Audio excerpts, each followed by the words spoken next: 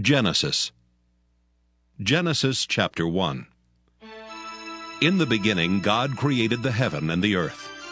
And the earth was without form and void, and darkness was upon the face of the deep. And the Spirit of God moved upon the face of the waters. And God said, "Let there be light." And there was light. And God saw the light, that it was good. And God divided the light from the darkness. And God called the light day, and the darkness he called night. And the evening and the morning were the first day. And God said, "Let there be a firmament in the midst of the waters, and let it divide the waters from the waters." And God made the firmament, and divided the waters which were under the firmament from the waters which were above the firmament. And it was so. And God called the firmament heaven. And the evening and the morning were the second day. And God said, "Let the waters under the heaven be gathered together into one place, and let the dry land appear." And it was so. And God called the dry land earth, and the gathering together of the waters called he seas. And God saw that it was good. And God said, "Let the earth bring forth grass, the herb yielding seed, and the fruit tree yielding fruit after his kind, whose seed is in itself, upon the earth." And it was so. And the earth brought forth grass, and herb yielding seed after his kind, and the tree yielding fruit, whose seed was in itself, after his kind. And God saw that it was good. And the evening and the morning were the third day.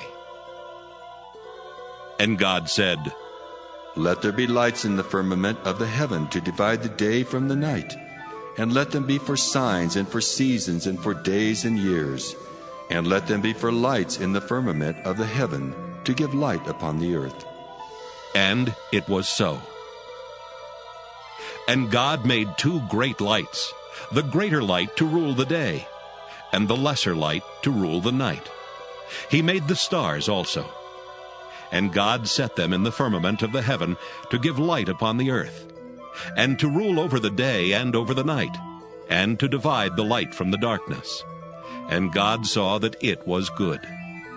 And the evening and the morning were the fourth day.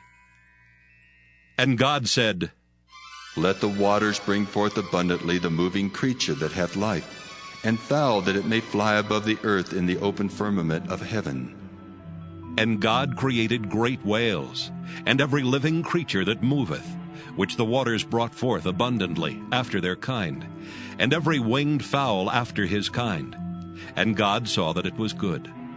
And God blessed them, saying, "Be fruitful and multiply, and fill the waters in the seas, and let fowl multiply in the earth."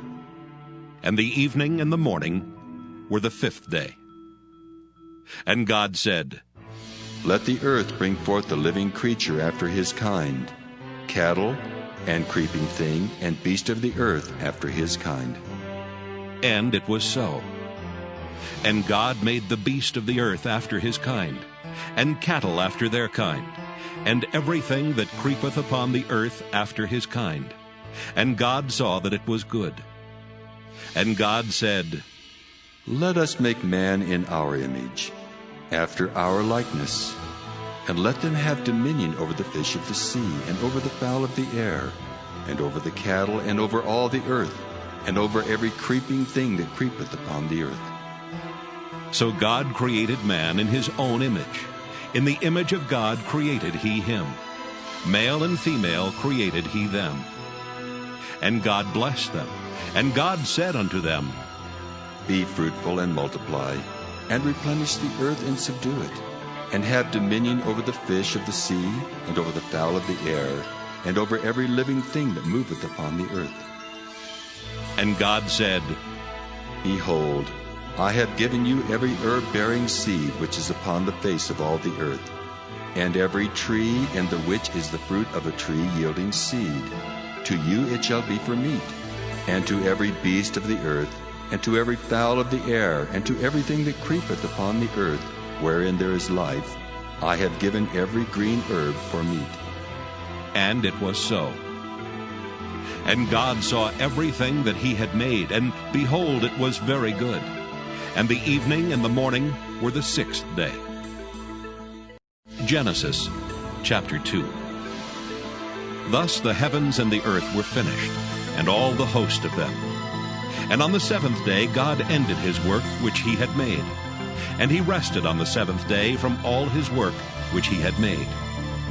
And God blessed the seventh day and sanctified it, because that in it he had rested from all his work which God created and made.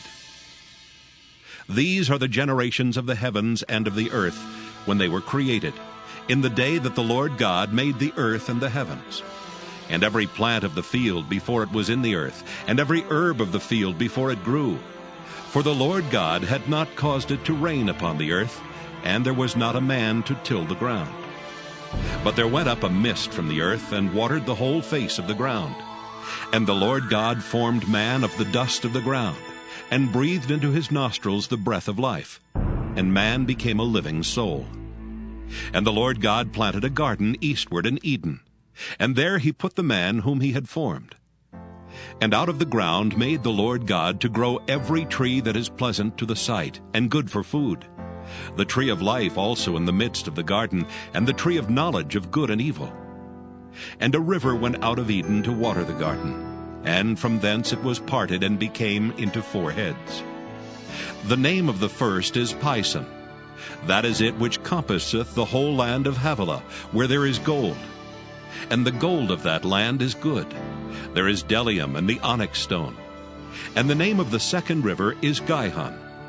The same is it that compasseth the whole land of Ethiopia. And the name of the third river is Hiddekel. That is it which goeth toward the east of Assyria. And the fourth river is Euphrates.